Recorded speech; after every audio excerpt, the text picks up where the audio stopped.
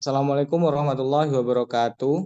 Eh, Perkenalkan di sini kami dari kelompok 3 yang membawakan materi tentang identifikasi resiko. Di sini kami akan menjelaskan hasil diskusi kami. Yang pertama, kami akan memperkenalkan diri kami masing-masing, yaitu yang pertama saya Aksel Darmadi Vandra dengan NIM akhir 1108. Saya Dini Nurmalasari dengan NIM 221112. Saya Nada Salsabila dengan NIM awal 21, NIM akhir 1226. Di sini yang pertama, dari judul materi tersebut kita bagi menjadi 6 subbab, yaitu yang pertama ada pendahuluan, yang kedua jenis dan tipe resiko, yang ketiga resiko dalam berbagai sektor bisnis, yang keempat input identifikasi resiko, yang kelima alat dan teknik identifikasi resiko, yang keenam output identifikasi resiko. Selanjutnya kita akan masuk ke subbab yang pertama, yaitu pendahuluan. Di sini kita membahas tentang kondisi resiko dulu. Kondisi resiko itu apa sih? Kondisi resiko itu adalah suatu kondisi yang semula tidak pasti tetapi kemudian didekati dengan konsep probabilitas untuk memperoleh informasi yang tidak diketahui. Nah, kondisi sendiri ini dibagi menjadi 3, yaitu yang pertama kondisi tidak pasti atau uncertainty, yang kedua yaitu kondisi pasti atau certainly, yang ketiga yaitu kondisi beresiko atau risk. Selanjutnya di sini yang pertama yaitu kondisi tidak pasti. Kondisi ini merujuk pada situasi di mana potensi resiko atau dampaknya tidak dapat diprediksi dengan tingkat kepastian yang tinggi. Dalam mengidentifikasi resiko, kondisi tidak pasti menyoroti ketidakpastian tentang kemungkinan terjadi resiko dan dampak pada proyek, organisasi, atau kegiatan tertentu. Yang kedua yaitu pada kondisi pasti. Pada identifikasi kondisi resiko kondisi pasti mengacu pada resiko atau dampak yang telah terjadi atau dipastikan akan terjadi dengan tingkat kepastian yang tinggi. Ini mungkin mencakup resiko yang telah teridentifikasi sebelumnya dan yang telah terjadi, atau resiko yang memiliki probabilitas 100% untuk terjadi di masa depan. Selanjutnya yaitu kondisi beresiko. Kondisi beresiko adalah situasi di mana potensi resiko atau dampaknya dapat diidentifikasi, dianalisis, dan dikelola. Resiko dalam kondisi beresiko memiliki tingkat ketidakpastian yang dapat diukur, dan strategi mitigasi atau manajemen resiko dapat diterapkan untuk mengurangi dampak negatifnya. Selanjutnya yaitu ada jenis dan tipe resiko. Yang pertama resiko murni atau pure risk, yang kedua yaitu resiko spekulatif atau speculative risk. Baik, di sini yaitu pertama resiko murni. Di sini resiko murni sendiri terbagi dari 3 tipe resiko. Yang pertama yaitu resiko aset fisik, yang kedua resiko karyawan, yang ketiga resiko legal. Definisi dari resiko aset fisik sendiri yaitu resiko yang terjadi karena kejadian tertentu akibat buruk atau kerugian pada aset fisik organisasi. Ilustrasinya kebakaran yang melanda gudang atau bangunan perusahaan. Yang kedua yaitu resiko karyawan. Resiko karena karyawan organisasi mengalami peristiwa yang merugikan. Contohnya kecelakaan kerja mengakibatkan karyawan cedera dan akhirnya kondisi operasional pun terganggu. Yang ketiga yaitu resiko legal. Definisi dari resiko legal yaitu resiko kontrak tidak sesuai dengan yang diharapkan. Contohnya terjadi perselisihan hingga perusahaan lain menuntut ganti rugi yang signifikan. Selanjutnya yaitu ada resiko spekulatif yang terbagi menjadi 4 definisi resiko.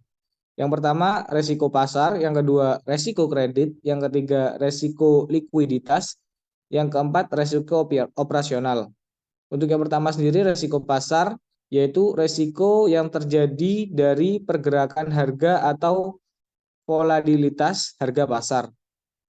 Ilustrasinya atau contohnya harga pasar saham mengalami penurunan yang mengakibatkan kerugian yang dialami perusahaan. Yang kedua ada resiko kredit. Risiko karena counterparty gagal memenuhi kewajiban kepada perusahaan. Ilustrasinya yaitu debitur tidak bisa membayar cicilan bunga hutang sehingga perusahaan mengalami kerugian. Selanjutnya yaitu resiko likuiditas. Definisinya, resiko tidak bisa memenuhi kebutuhan kas, risiko tidak menjual dengan cepat karena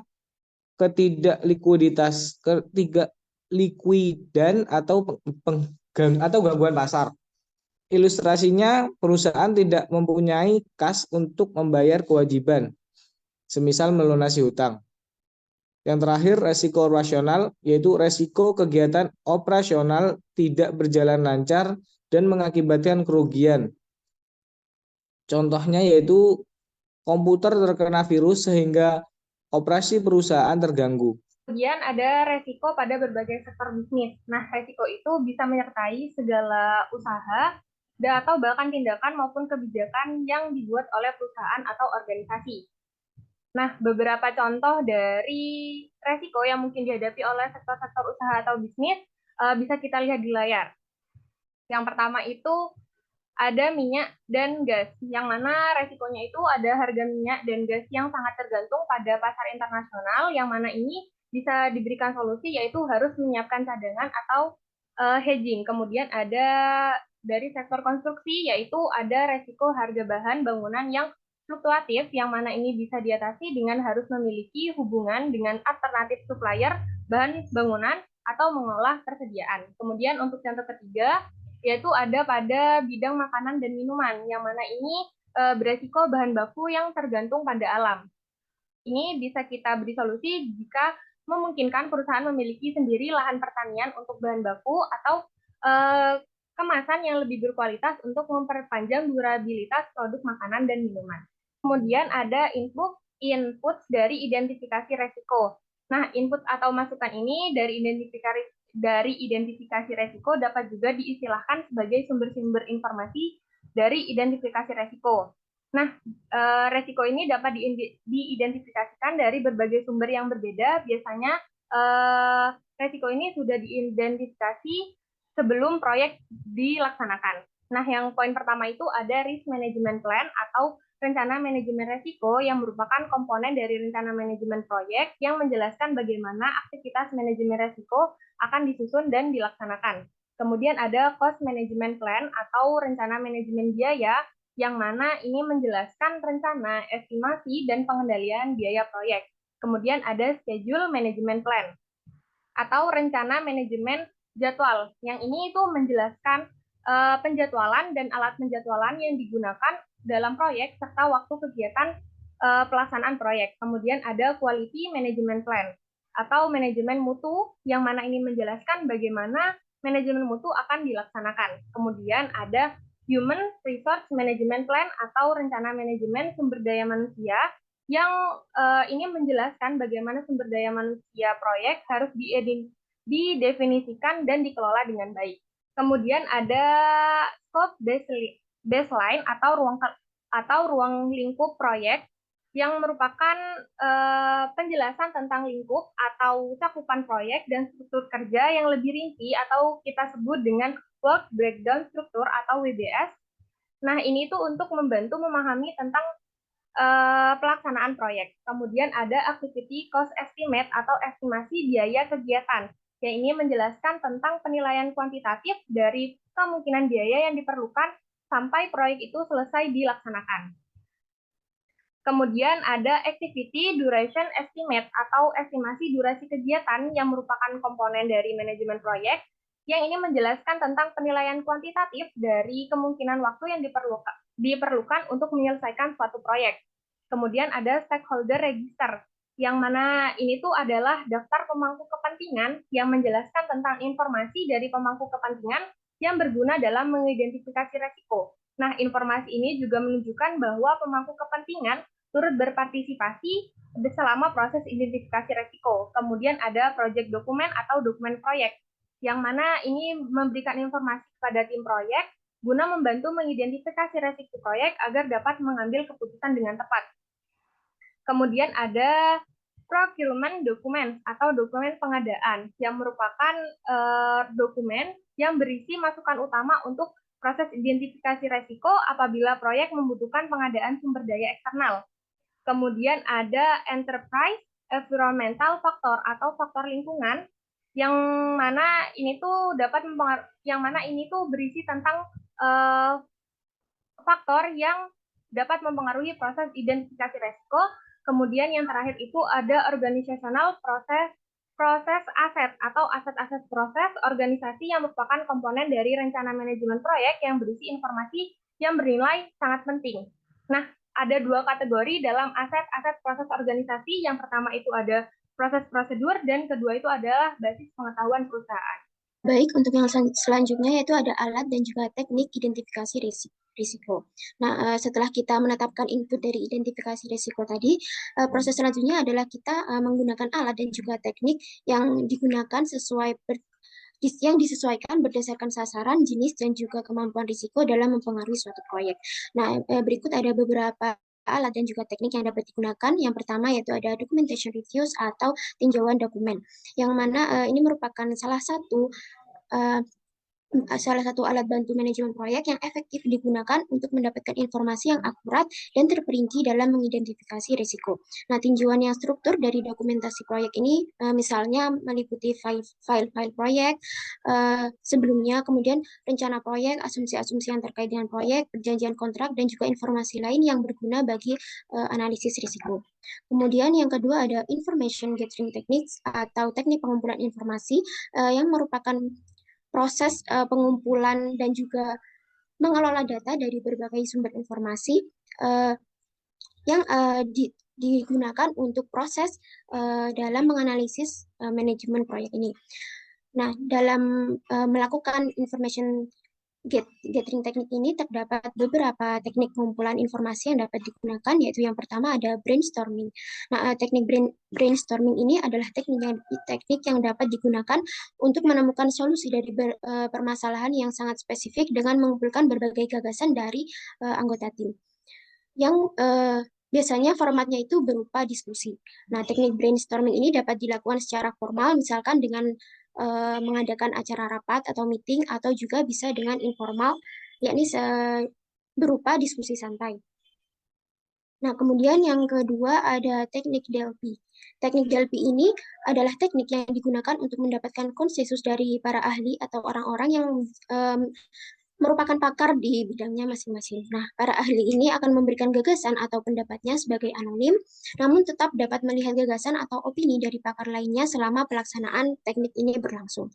Nah, berbeda dengan teknik brainstorming, teknik Delphi ini menggunakan kuesioner untuk mengumpulkan gagasan-gagasan dari para pakar ini terkait risiko dari proyeknya. Kemudian teknik yang ketiga yaitu ada wawancara. Nah, teknik wawancara ini digunakan apabila fasilitator itu kesulitan untuk mengumpulkan orang-orang yang diperlukan apabila ingin menggunakan teknik brainstorming atau teknik Delphi, sehingga mungkin fasilitator akan mewawancarai masing-masing orang sesuai dengan waktunya masing-masing. Kemudian yang keempat ada root cause analysis atau analisis akar penyebab. Ini merupakan teknik khusus yang digunakan untuk mengidentifikasi akar dari sebuah masalah. Kemudian kita akan menemukan penyebab yang mendasari permasalahan tersebut, sehingga kita dapat mengembangkan tindakan pencegahan atau perbaikan seperti apa yang harus dilakukan. Selanjutnya yaitu ada checklist analysis atau analisis daftar periksa yang dapat digunakan untuk mengidentifikasi risiko serta mengevaluasi pengendalian risiko.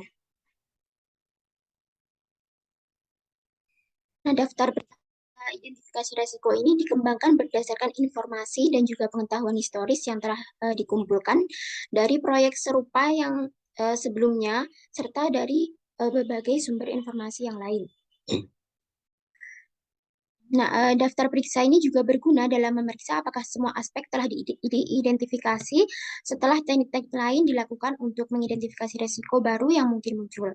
Nah, daftar periksa ini harus ditinjau, dianalisis, dan dievaluasi selama proyek berlangsung agar proyek mendatang ini dapat berkembang. Nah, kemudian yang keempat ada assumption analysis atau analisis asumsi yang digunakan untuk mengidentifikasi risiko berdasarkan serangkaian hipotesis, skenario, atau asumsi-asumsi yang telah dikembangkan. Nah, analisis asumsi ini mengeksplorasi validitas asumsi risiko proyek dari ketidakakuratan, ketidakstabilan, inkonsistensi, atau ketidaklengkapan asumsi. Nah, kemudian yang kelima ada diagramming techniques atau teknik diagram. Ini merupakan teknik yang digunakan untuk mengidentifikasi risiko dengan membuat diagram risiko. Nah, terdapat 3 teknik. Yang pertama yaitu ada diagram sebab akibat yang dikenal juga dengan Ishikawa karena dicetuskan oleh Kaoru Ishikawa di Jepang pada tahun 1968. Ini tuh diagramnya berupa seperti tulang ikan yang terdapat sebab akibat dari suatu permasalahannya. Nah, kemudian yang kedua ada diagram alir sistem atau proses. Teknik ini menunjukkan bagaimana berbagai elemen dari suatu sistem ini saling terkait dan juga menjelaskan terkait mekanisme sebab dan akibat dari suatu permasalahan. Nah, kemudian yang ketiga ada diagram pengaruh. Nah, teknik ini menunjukkan bagaimana variabel-variabel dalam proyek ini saling mempengaruhi. Diagram pengaruh dapat digunakan untuk mengidentifikasi risiko yang secara langsung dapat mempengaruhi hasil yang diinginkan. Kemudian yang keenam ada SWOT analysis.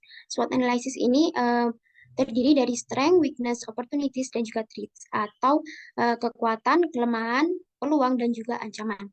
Analisis SWOT ini dimulai dengan mengidentifikasi kekuatan dan juga kelemahan dari suatu perusahaan, kemudian mengidentifikasi segala peluang dan juga ancaman dari proyek yang sedang dijalankan. Kemudian yang ketujuh ada expert judgment atau pertimbangan para ahli di bidangnya yang juga sangat penting dalam manajemen proyek. Nah, risiko yang dapat diidentifikasi secara langsung oleh para ahli dengan pengalaman yang relevan dengan proyek atau bidang bisnis yang serupa. Untuk yang selanjutnya yaitu output identifikasi dari risiko. Nah, jika tadi teman saya sudah menjelaskan tentang inputnya, sekarang output identifikasi risiko ini atau hasil utamanya yaitu adalah daftar risiko. Nah, daftar risiko ini merupakan dokumen yang mencatat semua hasil identifikasi risiko, tanggapan risiko, dan yang akan digunakan oleh manajer proyek untuk memantau proses manajemen risiko. Nah, dokumen tersebut berisi berbagai informasi dari setiap risiko yang teridentifikasi seperti peristiwa risiko, tingkat risiko, sifat risiko, komponen, atau tahapan mana yang memiliki risiko, kemudian siapa yang berpotensi untuk menyebabkan risiko ini, kemudian kategorinya, tanggapan, atau langkah mitigasi apa yang dapat dilakukan. Itu tadi merupakan presentasi dari kelompok kami, kelompok 3, mengenai identifikasi risiko. Terima kasih. Apabila teman-teman mungkin ada pertanyaan, bisa langsung ditulis di kolom komentar. Terima kasih. Sekian dari kami. Mohon maaf apabila ada salah kata. Wassalamualaikum warahmatullahi wabarakatuh.